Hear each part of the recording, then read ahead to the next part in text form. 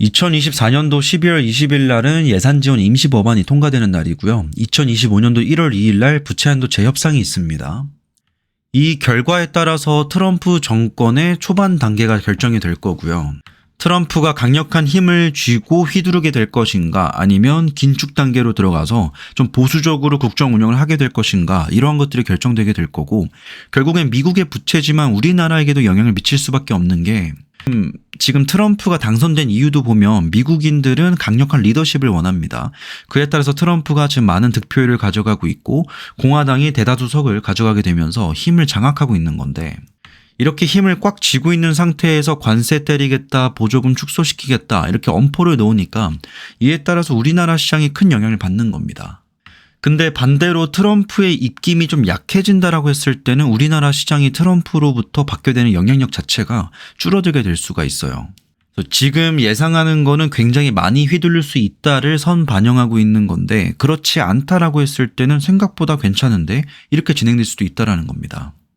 미국은 돈을 찍어서 국정 운영을 하고 있습니다. 무역 적자가 나도, 재정 적자가 나도, 부채가 아무리 많아도, 이자율이 아무리 높아도 미국은 계속 국정 운영을 해 나갈 수 있는 이유가 돈을 찍어내면 그만이기 때문이에요. 근데 그 돈을 찍어내는 것도 한도가 있습니다. 그 이상을 발행했을 때는 미국 화폐의 가치가 떨어지기 때문에 그걸 막고자 뎁 실링이라고도 부르고 뎁 리밋이라고도 부릅니다. 부채의 천장, 한계를 정해놓는 겁니다. 근데 코로나 이후로 부채를 많이 발행을 했었고 이게 피크를 찍기 시작해서 2023년도 1월 19일 날은 미국의 부채가 한도를 찍게 됩니다. 그러니까 더 이상 돈을 찍을 수 없는 한도까지 온 거예요. 그래서 의회에서는 반대를 하고 안 돼, 돈을 더 못 써라고 하는 거고, 바이든 정권에서는 아니 우리 지금 예산 집행해야 되는 거 이렇게 많은데 이렇게 되면 국정 운영이 안 된다, 임시적으로 늘려달라, 이렇게 협상을 했습니다. 2023년도 1월 19일 날 부채 한도에 도달을 했고 이걸 초과해서 돈을 쓰고 갚지 못하게 된다면 디폴트 상태가 되었습니다. 그래서 이 당시에 바이든과 의회가 막 협상을 진행을 하고 결국에는 임시로 부채 한도 상향을 합니다. 여기서 중요한 포인트는 임시로 했다라는 거예요. 이걸 했다라고 해가지고 부채가 없어지는 게 아니라는 겁니다. 부채가 너무 많기 때문에 그 한도치를 조금 증액시켜 준 겁니다. 근데 그걸 증액시킬 때 특정 한도 규모를 정해놓은 게 아니고요. 임시적으로 부채 한도를 열어놓고 우리 12월 31일까지 운영하는 거 1년 반 동안 보고 2025년도 1월 2일 날 한 번 더 재설정을 하자라고 했습니다. 여기서 키워드는 재협상이 아니고 재설정입니다. 즉 정권을 잡은 쪽에서 이렇게 저렇게 해달라고 요구하면서 협상을 할 수 있는 게 아니고요. 1월 2일 날의 부채 한도의 규모, 그리고 부채의 어떤 사이즈에 따라서 부채 한도를 재설정을 해버리는 겁니다. 그래서 눈치를 채셨겠지만 2025년도 1월 2일 날 이 재설정을 하잖아요. 근데 1월 20일 날이 트럼프 취임식입니다. 그럼 결국에 부채 한도라는 거는 트럼프 정권 때 돈을 얼마나 쓸 수 있는가, 그 신용카드 한도와 같은 것인데 그 신용카드의 한도가 결정되는 거는 바이든 정권 때 결정이 된다는 겁니다. 미국 의회 공식 사이트에 가보면 5월 2일 날, 2023년도 5월 2일 날 제안이 됐었고 그 이후로 12월 31일까지 부채 한도를 임시적으로 그리고 일시적으로 중단하는 법안이 나왔습니다. 그래서 1년 하고도 7개월 동안 정지해놓고 이 기간 동안에 채무를 최대한 수용해라. 연방정부가 필요한 약정을 자금 지원하는 데만 돈을 써라 라고 이렇게 한정을 해놓은 거예요. 그래서 지금 바이든이 집행하고 있는 모든 재정 정책들은 기존에 이미 약정이 되어 있는 것들입니다. 최근에도 보면 IRA 자금 지원들 좀 조기에 집행하려고 하는 것도 이미 약정을 해놓은 거기 때문에, 재밌는 거는 2023년도 1월부터 뭐 디폴트 난다 만다 하고 결국엔 최종 합의를 이뤘었던 5월 말 그리고 6월 초까지 미국 증시의 흐름은 올랐다가 약간 떨어지고 반등을 했습니다. 결국에는. 그러니까 미국 시장 자체는 이 부채 한도 재협상에 대해서 결국에는 그냥 한도를 또 늘려주겠지, 어련히 늘려주겠지라고 생각을 해요. 설마 미국이 파산하겠어 라는 생각을 하면서 계속 주가는 반등이 나왔었습니다. 그래서 1월 2일 날 진행되게 될 이 부채 한도 재설정 같은 경우에는 미장이 뭐 지나치게 떨어지기 때문에 진입 기회가 나온다, 뭐 이러한 측면보다는 이때 예를 들어서 넉넉하게 재설정의 범위가 정해진다라고 했을 때는 트럼프 정권이 막 돈을 외부에서 끌어다 와야 되고 관세를 막 이곳저곳에 뿌려대고 막 때리고 보조금을 삭감하고 이러한 어떤 조치들에 대해서 지금은 굉장히 강경한 입장처럼 보이겠지만 예를 들어서 이게 좀 넉넉하게 진행된다라고 했을 때는 온화하게 갈 수도 있습니다. 약간은 완화 기조로 갈 수도 있는 상태예요. 그래서 그런 측면에서 우리나라 증시에 미칠 영향들을 좀 볼 필요가 있는 건데 보시면 5월 2일 날 제안된 이 서류에 보면 청구서에서 제31장에 따라 발행된 채무의 원금 및 이자가 미국 정부에 의해 보증된 채무의 원금 및 이자가 미국 재무부 장관이 보유한 보증 채무를 제외하고 2025년도 1월 1일 현재 미지급인 채무의 원금 및 이자가 초과합니다. 이게 쉽게 설명하면 뭐냐면 2025년도 1월 1일과 2일, 결국엔 1월 2일이 될 거예요. 이때를 기준으로 보유하고 있는 채무의 규모에 따라서 부채 한도가 재설정된다는 겁니다.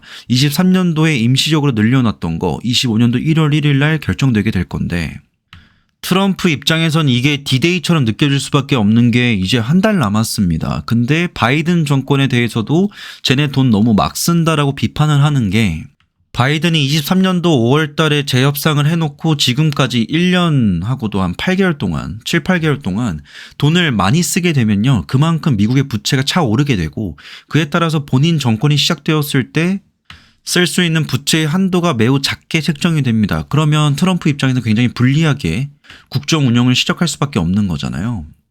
다들 아시고 계시겠지만 지금 부채의 이자율만 하더라도 국방비를 넘어선 상태인 거고 이 의료 혜택의 규모까지도 넘어가고 있습니다. 이것 또한 많이 보신 사진일 테고요. 그래서 지금 트럼프의 어깨가 매우 무거운 거예요. 부채도 줄여야 되고 이자 부담도 줄여야 되고 인플레 잡아야 되지, 일자리 살려야 되지, 이민자들 쫓아내야 되지, 중국 견제해야 되지, 유럽 기강 잡아야 되지, 중동 전쟁 막아야 되지, 대만 지켜야 되지, 뭐 할 일이 너무 많습니다. 그리고 러우 전쟁도 끝내야 되지.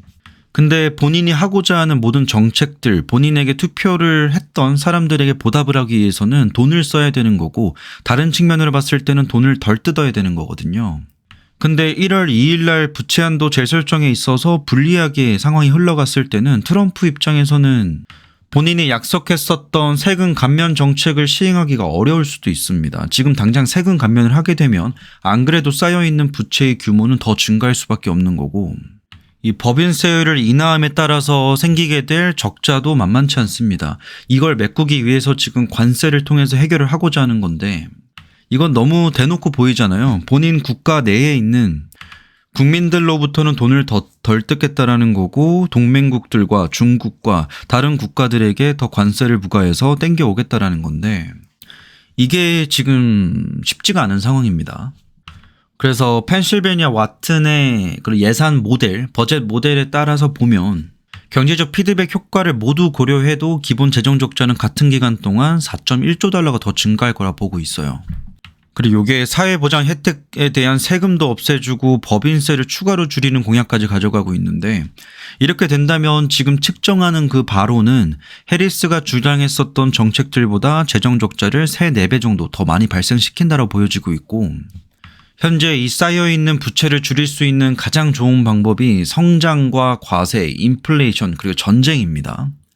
트럼프의 정책에 따르면 과세를 할 수가 없죠. 인플레이션 오히려 죽여야 되는 거죠. 그렇다고 해서 성장을 하자니 이 성장이 취임하자마자 바로 될 수 있는 것도 아닙니다. 특히나 트럼프 같은 경우에는 지금 2기 정권이기 때문에 2026년도 11월 달에 중간선거가 있습니다. 이때 트럼프의 국정 운영에 대한 어떤 성과를 측정을 하게 되고 투표를 하게 됩니다. 그러면 취임하자마자 1월 달부터 1년 하고도 한 10개월도 안 되어가지고 바로 성장을 보여준다. 이게 거의 불가능하거든요. 국가 운영 성과를 분식회계 하듯이 조작하는 게 아니라면 사실상 이 단 기간 내로는 성장을 보여주기가 매우 어렵습니다. 일반적으로 미국에서도 그 성장을 했냐 못했냐 그 성과를 측정하는 기간을 최소한 5년 잡습니다. 5년 잡고 10개년까지 보는데 그렇게 보면 트럼프에게 남아있는 시간은 얼마 없는 거죠. 그래서 이런 얘기 많이 들어보셨을 거예요. 2년밖에 안 남았다 트럼프는. 왜냐하면 2기 정권이고 중간선거가 있는데 그 중간선거 기간까지 얘가 할 수 있는 건 굉장히 제한적이다.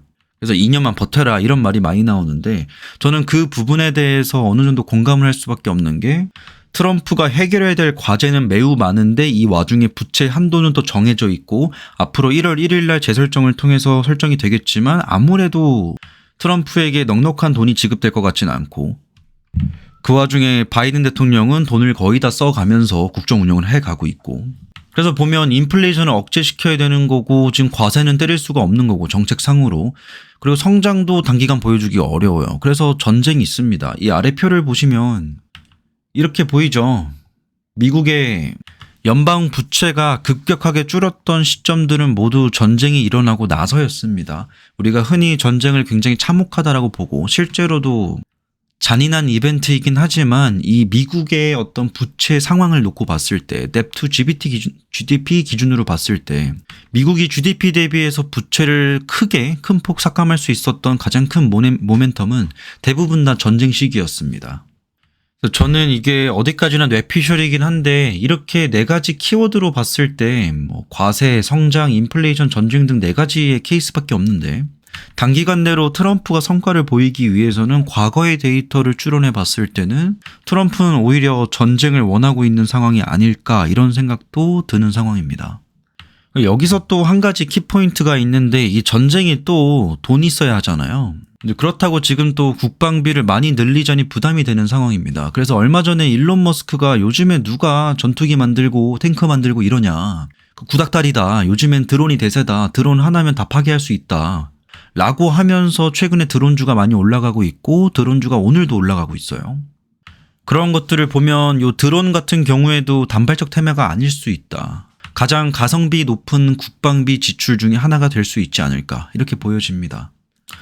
여튼 오늘 영상을 요약해보면 미국은 돈이 없습니다. 빚도 엄청 많아요. 그리고 이자의 그 규모 자체도 감당할 수 없을 수준만큼 많이 올라왔고요.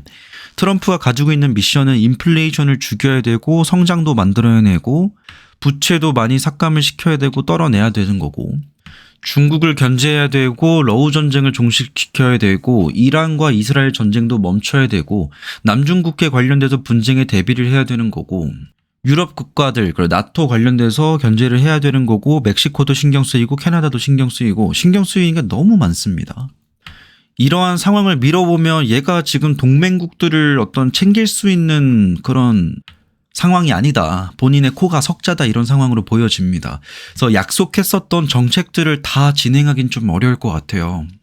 특히나 약속했었던 텍스 컷, 그러니까 세금을 감면해 주겠다라는 거는 미국의 재정 상황이 국가 부채 상황이 멀쩡한 상태라면 그냥 관세를 추가로 뜯어오고 세금을 감면시켜주고 해가지고 본인들의 국민들을 먼저 챙긴다 이거는 좀 가능할 텐데 지금은 사실 관세를 뜯어온다라고 해서 세금 감면으로 인한 그 적자 규모를 충당할 수 있는 수준인가 그게 아니라는 거죠.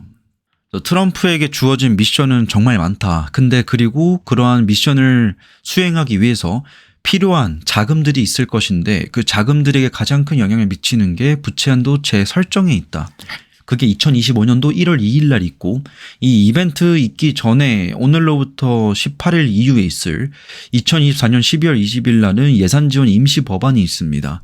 이때 이 예산지원 임시법안에서 어느 정도의 예산지원이 발생할 수 있는지 그 규모의 측정에 따라서 앞으로 부채 한도의 재설정의 결과가 결정될 거고요. 이때 예를 들어서 부채 한도가 낮게 설정된다면 트럼프가 정권 초반에 할 수 있는 것들이 많지 않을 거고 지금 하고 있는 이러한 재정 긴축은 훨씬 더 강화가 될 것입니다.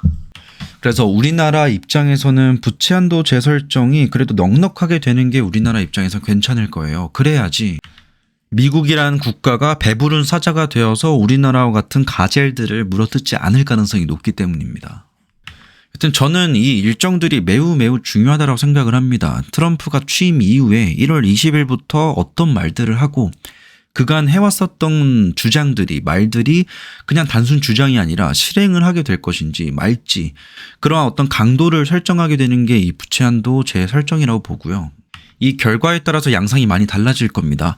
참고로 2025년도 1월 2일 날 이 모든 이벤트가 종료되는 게 아니에요. 특히나 2023년도에 보면 바이든도 부채 한도에 도달하고 나서 그 합의까지 이루는 데까지 5개월 정도 걸렸습니다. 그래서 요게 트럼프 정권이 시작하자마자 적어도 3개월에서 6개월, 길게는 1년간 이 부채한도 관련된 협상 내용들이 뉴스에 나올 수가 있어요. 물론 지금까지 미국은 파산한 적이 없고 딜포트가 실제로 발생한 적은 없지만 그러한 공포감들이 시장에 웃돌 거고요. 거기에 또 간접적으로 영향을 받게 될 우리나라와 같은 국가들이 눈치를 보게 될 겁니다. 여기서 그냥 추가적인 관전 포인트가 있는데요.